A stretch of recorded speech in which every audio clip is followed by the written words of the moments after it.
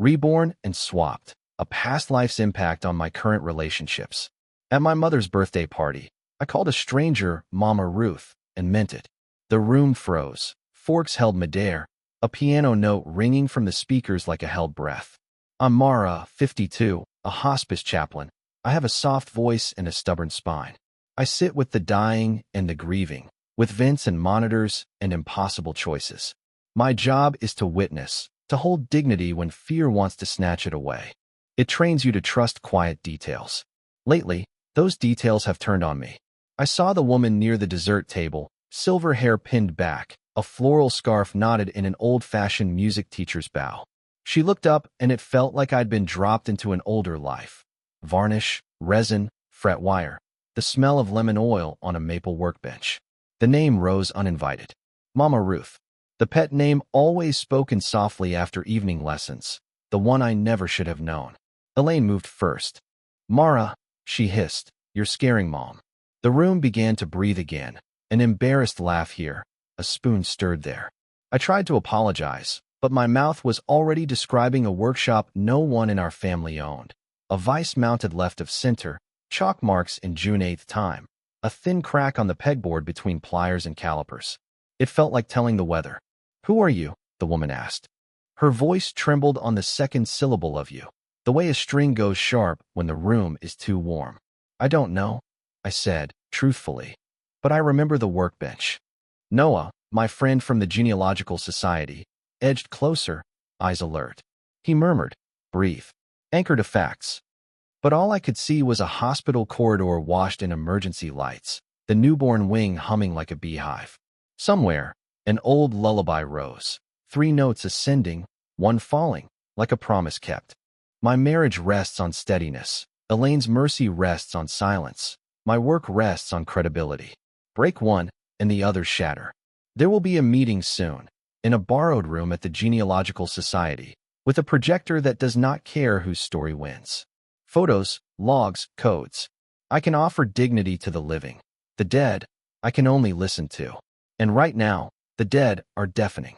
If I'm right, 2 families will crack like fired porcelain tonight. Growing up, our house prized composure like a trophy on a mantle. Mom folded napkins into crisp triangles. Dad ironed handkerchiefs. Elaine lined our shoes by the door with military neatness. I was the one who noticed the way sunlight caught dust in the hallway, the way our mother hummed the same pattern when she balanced the checkbook. We didn't say the word poor or the word afraid. We said fine. We were always fine. Elaine learned early that silence fixed problems faster than talking. If I cried, she whispered, think of something else, while pressing my hands flat between hers, like smoothing paper. When our goldfish died, she lifted it with a paper towel and said, don't make a scene. When I asked about the old hospital on the hill, she said, it's been offices for years, nothing to see. It was the same tone she uses now, the one that means, end of story. My work at the hospice taught me that stories do not end when we want. I carry a tiny notebook that fits in my palm. I write the details that people think don't matter. The time a nurse stepped out, the song someone wanted last, who squeezed first during a final handhold. When families argue about what's real, these notes stabilize the ground. It's not mysticism, it's stewardship. Last week, I read back a patient's own words to a daughter who swore her mother never wanted the hymn. The daughter's face softened as if she'd been allowed to set down a weight. I walked out into the parking lot feeling useful and steady. Elaine called as I unlocked my car. Mara, she said, without greeting, I wish you would stop with your fantasies. People talk. I leaned my head against the wheel and watched a kite struggle above the park, tugging, then suddenly freed. Noah says Elaine's control is just how she survives our family's fear of public mess. I want to believe him. But today, when I said, Mama Ruth, Elaine's eyes flared like I'd thrown paint on her white dress. Apologize, she demanded, smile stiffening. And don't start that notebook nonsense with our lives. The notebooks are coming with me, even if Elaine locks every door tonight. After the party, I tried to starve the memories by over-explaining them. Stress, suggestion, the slippery tricks grief plays on a brain that sits with sorrow for a living. I listed non-mystical reasons on an index card: menopause, sleep debt, too much coffee, that podcast about reincarnation I turned off after 10 minutes. I tucked the card in my wallet like a talisman against foolishness. Then the specifics came, not as dreams, but as annoyingly small facts. The street with a dogwood tree that sheds like confetti each spring, Bramble Lane, broke across my tongue as if I'd said it for years. A lullaby harmony I didn't know I knew found my humming mouth. 3 notes up, 1 down. My fingers kept tapping a 6/8 pattern on the steering wheel at red lights. I started writing everything down. Date, time, where I was, what sparked it, whether anyone else could verify the thing at all. At the hospice chapel, I ran my hand along a pew and remembered a different wood, pale and satiny, smelled like lemon oil and varnish. A workbench vise mounted left of center. I Googled instrument makers nearby and stared at photos of old craftsmen with wise hands. It felt like looking at a mirror that shows a familiar room but refuses to reflect you.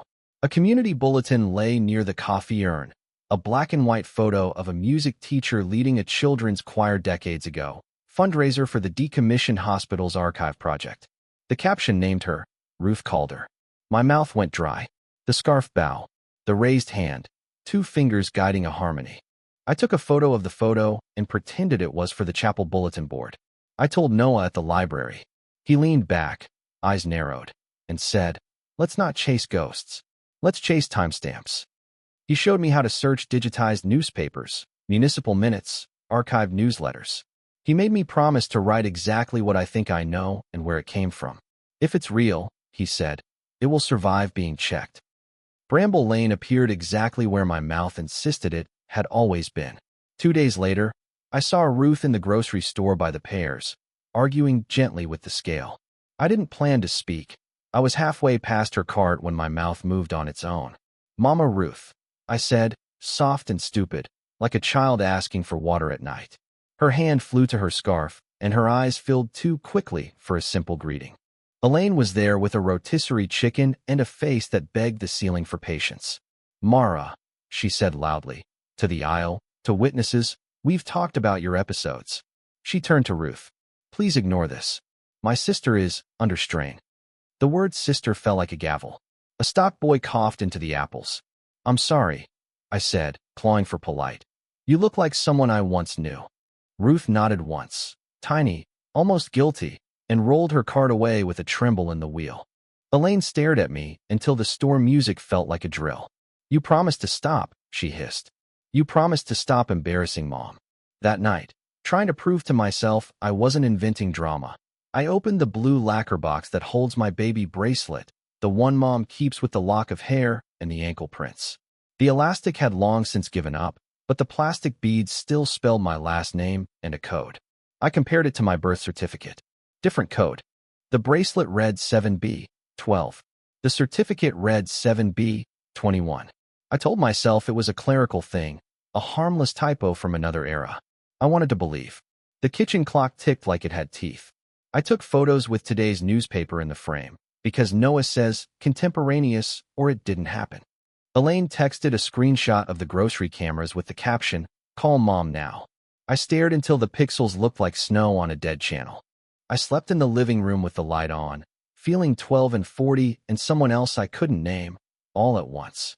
At 3 a.m., my phone lit with Noah's message, "Tomorrow, archives. Also, there's someone you should meet."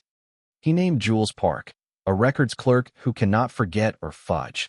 Word of the grocery incident moved faster than news usually moves in our family. My aunt texted a prayer hand emoji with no words, which is her version of a police siren. Mom called and said, with careful breath, "Honey, let's not dig up the past."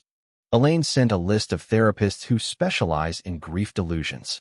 My cousin unfollowed me, refollowed, then liked an old photo from a beach day like a white flag made of pixels. There is a particular loneliness when your own voice sounds suspect to people who love you. At work, I leaned on routine, wash hands, knock gently, introduce myself, ask permission to sit, ask, what would be most helpful right now? The steps steadied me like chair rails in a dark hallway.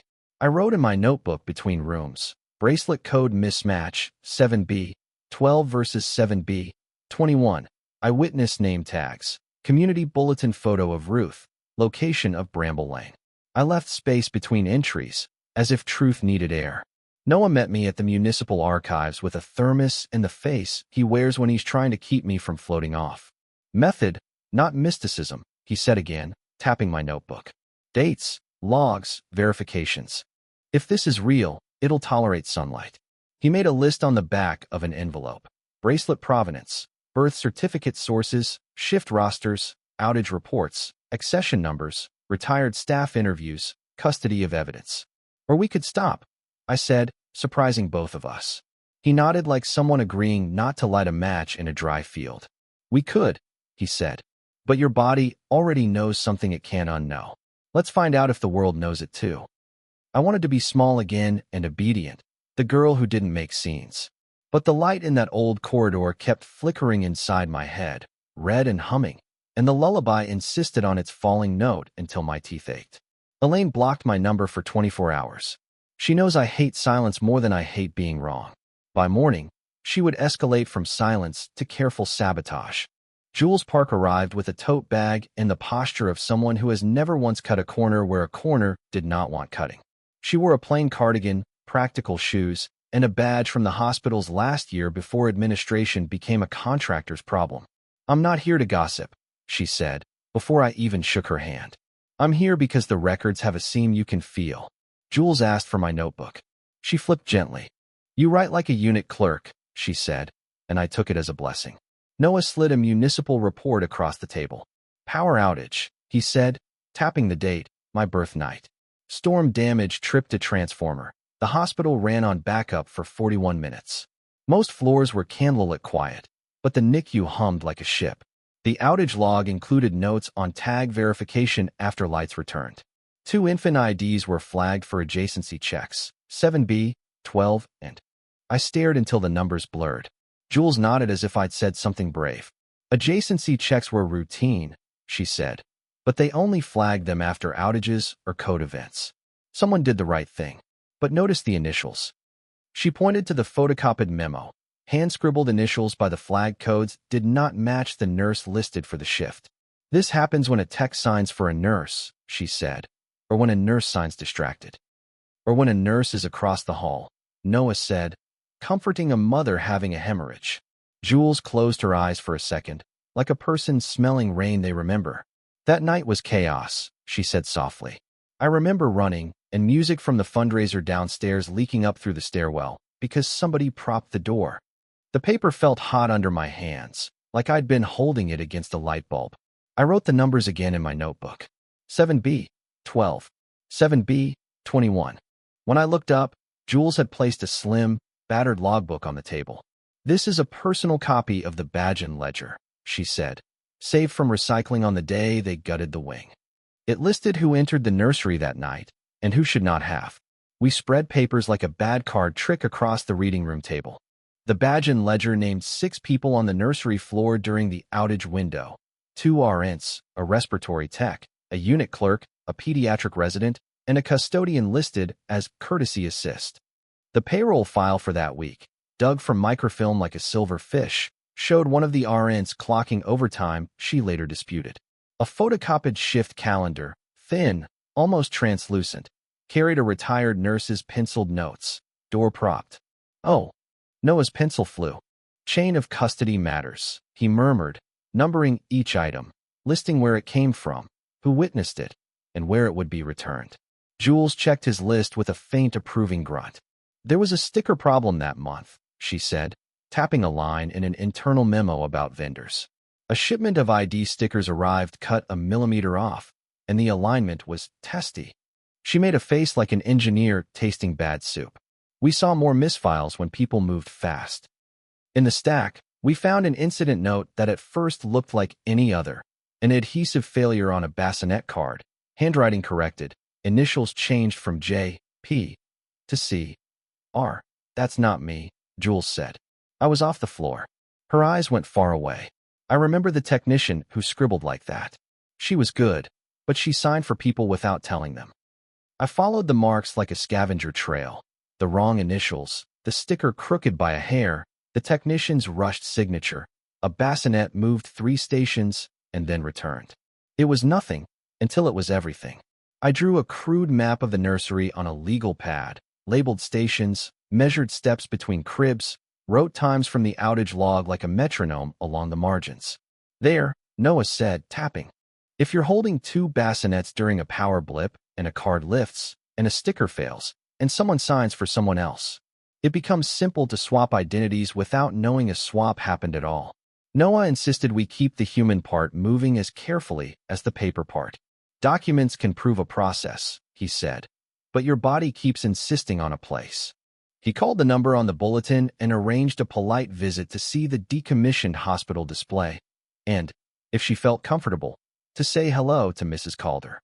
Ruth answered the door herself, holding the frame like it might float away. Her house smelled like lavender soap and lemon oil. Photos of choirs lined the hallway, children's mouths rounded like bells. "You're the chaplain," she said. "Come in, dear." I did not say mama. I ground my teeth and followed the scent toward the back room where the light fell differently, as if slowed by something remembered. The workshop was intact, pegboard tools, a vise mounted left of center, chalk smears like small constellations. I pointed before I could stop myself. "The crack," I said, and Ruth, startled, touched the thin fracture between pliers and calipers like a person checking their own pulse. "My husband," she said, "hated that crack. Couldn't bring himself to patch it." On the shelf, a metronome leaned at a permanent 5-degree tilt. A maker's mark, see within a crescent, sat burned into the vice jaw, my throat burned to match. I counted the drawers aloud without meaning to. 10 on the left, 8 on the right. The 10th holds wax paper, folded. Ruth slid the drawer. Wax paper, folded. My stomach lurched like a boat. Noah, steady as the tide, asked gently, "Ruth, may we know where your daughter's things are stored?" Ruth blinked. "We didn't have a daughter," she said. "We had a son who lived 3 hours." I sat on the stool before my knees buckled. Ruth's hand hovered near my shoulder, unsure of what to ask. "I hear a lullaby sometimes," I said, ashamed of how childish it sounded. Ruth closed her eyes. 3 notes up," she whispered, "and 1 down, to rest." She began to hum, and the room rotated around that falling note until everything landed in place. On the bench lay a sealed envelope we had not noticed before. We didn't open the envelope. It felt like breaking into a room where time was still asleep. Noah photographed it beside today's newspaper and my notebook, then asked Ruth to sign a note that she had given us access. Jules, when we called her, said, "Chain of custody," in the tone of a hymn, and told us to seal it again if we so much as breathed on the flap. Back at the Genealogical Society, we wrote an actual plan on butcher paper taped to the wall. Step 1. Secure images of the bracelet and certificate with timestamps and witnesses. Step 2. Request official copies of shift rosters and outage logs through public records, avoiding any appearance of rummaging. Step 3. Approach the lab about a DNA test that would harm no one's privacy without consent. Step 4. Propose a mediated meeting at the Society, neutral ground, with chairs in a circle and a board for notes. "Before DNA?" Noah asked. "Or after?" My mouth went dry. "DNA after consent," I said. "Evidence of process first." He nodded, relieved. "Good. We honor dignity even when chasing the truth." He drew 2 columns, what we know and what we fear, because he understands how my mind tries to hide fear behind facts. What we know: outage, flagged adjacent tags, mismatched bracelet code, workshop details verified, lullaby match, envelope present, badge and ledger shows names. What we fear: false hope, hurting our mother, hurting Ruth, public humiliation, Elaine burning every bridge we still have. In the margins, I wrote the words I say at bedsides. Proceed gently. Document clearly. Let people choose their own bravery. We picked a date and invited Ruth, with an out at any time, and offered Elaine the same, with language about family clarity instead of mistakes or swaps. Elaine wrote back, "This is cruel. Mom is fragile. I will attend to protect her." Noah underlined protect twice and drew a tiny storm cloud. Even the clock ticked like cautious footsteps from another floor. The ceiling felt low enough to press on our breathing. Elaine invited me to dinner at Mom's with the subject line, "Peace Offering." She served salmon perfectly pink and spoke in the slow, reasonable voice reserved for educating stubborn children. "You know I love you." she said. But you have to stop before people get hurt. Mom nodded along like a metronome, eyes on her plate. The lullaby pulsed in my jaw like a tiny hidden drum. I'm not accusing, I said. I'm verifying a process that night at the hospital. Elaine smiled sadly. You're accusing life of being unfair and hoping paperwork will apologize. She slid an envelope toward me. Her own, full of articles about false memory syndrome and a therapist's card. Take these. Talk to someone not named Noah. She touched my wrist. Promise me you won't contact that woman again. I almost said yes. It would have been so easy to be the meek sister, to accept the salmon, to fold the questions like napkins and put them away clean. I felt the childhood tug of wanting Elaine to approve, the way it made our house quiet and our mother breathe easier. I promised to be kind, I said instead, voice thin. Elaine pressed harder. Promise me you will stop. The landline rang, an old analog bell sound that belongs to kitchens where truth gets decided on linoleum. Mom answered, then handed me the phone with a face drained of color. For you, she whispered. It was Jules. I found a parallel ledger, she said. Badge-ins copied by a clerk for a grant report, different pen, same night. Elaine shook her head, already building a wall out of words about privacy and harm. Don't you see, she said. This is exactly how families explode. I closed my eyes and saw the envelope on Ruth's bench, waiting like a held breath. The kitchen clock ticked too loud. Somewhere a bone in the salmon caught air and clicked against a plate like a tiny metronome rebuking us. I thought of my patients who wanted one last true sentence before goodbye. The room always changed after that sentence. Mom's mouth trembled, and for a moment I saw the young woman who labored in a storm-lit hospital and trusted every badge that passed her baby's bassinet. The copy included a corner Elaine would not be able to ignore. We set the chairs in a circle because rows make winners and losers. The genealogical society's meeting room smelled faintly of dust and lemon cleaner, like a classroom waiting for September. On the whiteboard, Noah wrote our ground rules in tidy capitals. Dignity, consent, clarity, pause. If anyone wants to stop, he said, looking at me first and then Ruth. We stop. Jules checked the projector with a librarian's ritual reverence. The bulb flared and settled. Elaine arrived in a blazer that could cut fruit. She sat between Mom and the door. Ruth came with a friend from choir who squeezed her hand and then sat behind her like a lighthouse. I brought the notebook and the envelope in a locked document case. Noah began as if starting a service. We are not here to assign blame. We are here to align facts. We showed a photo of my bracelet, then the birth certificate, side by side with the codes visible. I said nothing. Elaine insisted on saying typo. So Noah pulled up the vendor memo about miscut stickers that month and the policy on post-outage tag checks. Jules read the badge and ledger names. The parallel copy appeared on the screen next, with the clerk's careful penmanship and the same times, the same initials, the same odd signature where the technician signed for someone else. Mom's face crumpled delicately and then steadied. Ruth, Noah said, do you consent to hearing the next piece? She nodded, both hands around a tissue. Jules placed the sealed envelope on the table without opening it. This was found in the workshop, she said. We have photographed it, logged it, and kept it sealed. If you want to open it, you can. If not, we will return it to where it was. Ruth reached for it with two careful fingers. Before we open anything, I said, and my voice finally held, I need you all to know that I want to add, not subtract. I won't take a mother from anyone. The room leaned forward together, even the projector fan. Ruth lifted the brittle flap with one finger and held her breath. Inside the envelope lay a single page of stiff stationery from the workshop, edges browned, handwriting exact and careful. 3 up, 1 down. It read in the margin, like a private tuning instruction. The note itself was addressed to R in her husband's hand. If you ever need to prove what we knew only in our bones, keep this as witness. Taped beneath was a photograph of the newborn board taken the morning after the storm. 2 bassinet cards switched, then switched back, the technician's crooked signature visible in a reflection. Elaine leaned forward, the lawyer in her hungry for a loophole. This proves panic and correction, she said, not a swap. Noah nodded as if she had offered a stepping stone. That's why we asked permission for one more step, he said, and slid a thin folder onto the table. Ruth consented yesterday. The lab worked a rush with chain of custody and match controls. I felt my throat turn to paper. Jules adjusted the projector. The report filled the screen in unromantic fonts: collection times, barcodes, chain of custody, analyst signatures. The conclusion sat square and calm. Probability of maternity between Calder, Ruth, and subject Mara, 99. 98%. There was no fanfare, just numbers, and a p-value, and a stamped seal that had outlasted 3 logos in the lab's history. Mom made a sound I have only ever heard when a patient's family remembers a first birthday while planning the funeral.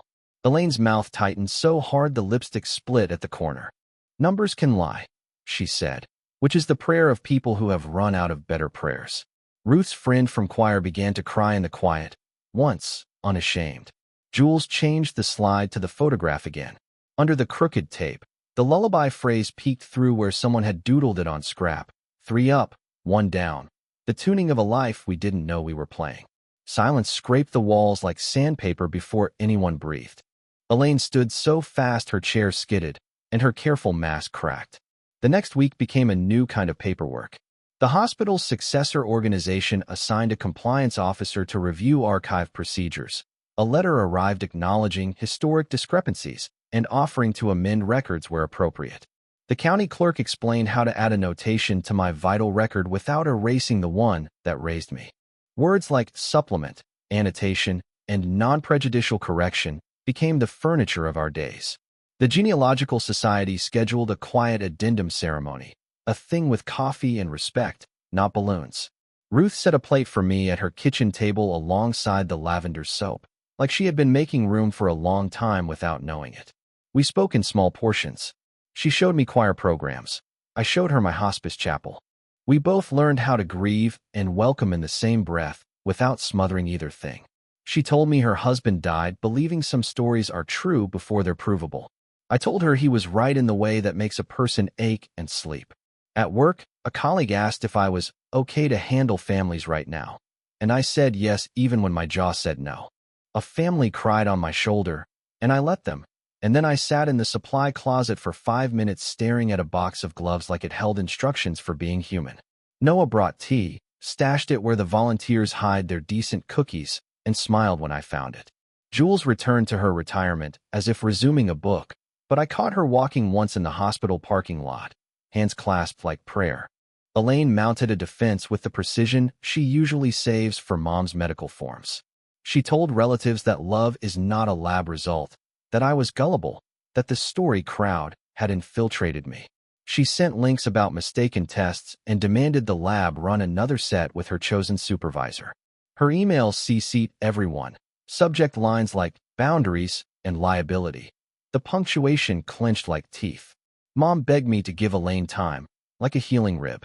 We began building something that didn't erase, but arranged. My therapist drew 2 circles that overlapped just enough for a shaded almond between them. That's where you can live, she said. You don't have to choose a single circle. You do have to name rules for the shaded part. So I wrote them as if they were hospice care goals. Clear language, no triangulation, truth timed with kindness, permission to pause. Ruth is not a correction, and Mom is not a mistake. Ruth taught me how to make her lemon bars, laughing when I cracked the shortbread and calling it texture. I taught her the chapel's way of lighting a candle without letting the match flare too long. We went to the cemetery together on a windier day than was fair. She spoke to the son she barely had, and I spoke to a father I never knew. The wind tangled our hair and then gave it back. On Sundays we traded small dishes and used Ruth's old folding table like a bridge. Mom came once and left early but took lemon bars home. Elaine refused therapy, but she accepted a boundary document written like a contract because she respects paper more than people. We agreed we would speak about facts only in scheduled meetings, that Ruth and I would not surprise her with visits, that family gatherings would have a quiet room for retreat, and that nobody would use the emergency tone unless there was an actual emergency. Noah called it the Geneva Conventions for Sisters, which made Mom laugh for the first time in weeks. I uploaded the document to a shared folder and printed copies we could literally hold. I made an integration box, a copy of my bracelet photo, a program from Ruth's choir, a scrap of wax paper from the 10th drawer, and a photo of Mom holding me on a different stormy night years later. When panic rose, I touched each item and named its belonging aloud. It felt ridiculous, then strangely like prayer.